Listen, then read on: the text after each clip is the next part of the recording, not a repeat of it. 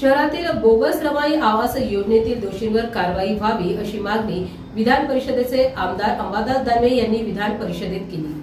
त्या योजनेमध्ये बोगस कागदपत्र देऊन मोठ्या प्रमाणावर सभापती महोदय आर्थिक घोटाळा झालेला आहे। या संदर्भात येथील संभाजीनगरचे एक माजी खासदार इम्तियाज जलील यांनी सुद्धा वारंवार आंदोलनं केली आणि निवेदनं दिली सभापती महोदय। ही रमाई घरकुल योजना राज्य सरकारने सुरू केलेली योजना आहे, पण याचा फायदा कोण कोण घेतं सभापती महोदय हे जर बघितलं तर आश्चर्य वाटेल अशा प्रकारची स्थिती आहे की भारतीय जनता पार्टीच्या नगरसेविकांचा मुलगा घरकुल योजनेच्या लाभार्थ्यामध्ये सभापती महोदय।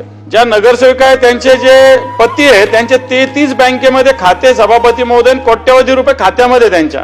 तर याच्या ज्या एजन्सीला काम दिलं ते 90% बिलो दिलं सभापती महोदय। एक लोक शिक्षण प्रसारक मंडळ नावाची संस्था आहे। ही संस्था तशी शैक्षणिक संस्था आहे, परंतु हिचं या संदर्भात काय काम हा माझा प्रश्न आहे। एजन्सीचं काम का करावं हा एक प्रश्न आहे। तेही 90% बिलो की यांनी हाताने लाभार्थींची यादी बनवलेली आहे। आपण डिजिटल युगामध्ये आहोत सभापती महोदय, आणि यांनी घरात बसून यातील व्यक्ती दिलेल्या पत्त्यावरच राहत नाही। समाज कल्याण विभागाने सुद्धा मनपाने दिलेलीच यादी मंजूर का केली हा प्रश्न आहे। हाताने लिहिलेली यादी समाज कल्याणला सोपवली महानगरपालिकेने।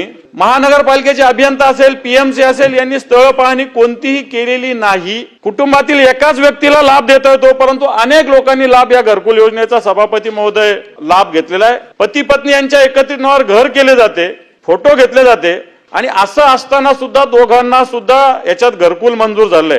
त्याच्यानंतर एक देवगिरी नागरी सहकारी पतसंस्था आहे आणि जनरल स्मॉल फायनान्स बँक नावाची एक संस्था आहे। हिच्या नावावर याचे बिल अदा केलेले सभापती महोदय। याच्यात लावलेले संचिकेला लावलेले रेशन कार्ड हे बोगस आहेत, ज्याची पुरवठा विभागाच्या पोर्टलवर कोणतीच नोंद नाहीये।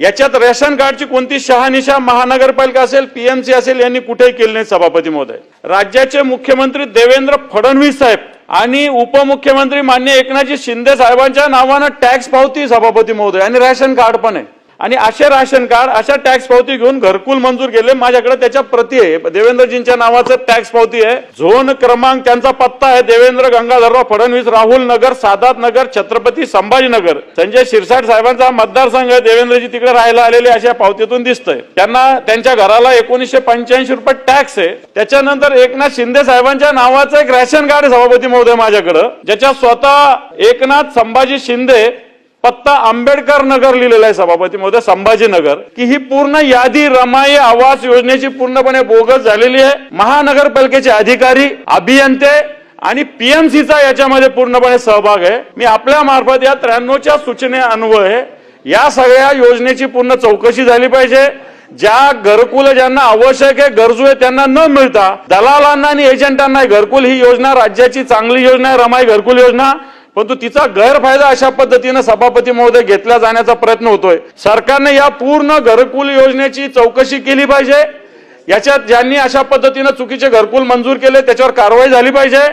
जे चुकीचे, मला वाटतं राज्याच्या मुख्यमंत्री आणि उपमुख्यमंत्र्यांचे खोटे सर्टिफिकेट इथे बनवले जातात सभापती महोदय। पुरवठा खात्याचं रेशन कार्ड बनवलं जातं, महानगरपालिकेची टॅक्सची पावती दिली जाते, आणि हे गुड गव्हर्नन्स महाराष्ट्रात चालू आहे अशा प्रकारची स्थिती सभापती महोदय। म्हणून आपल्या मार्फत या संपूर्ण प्रकरणाची चौकशी करावी अशा प्रकारची विनंती मी करतो, आणि संबंधितांवर कारवाई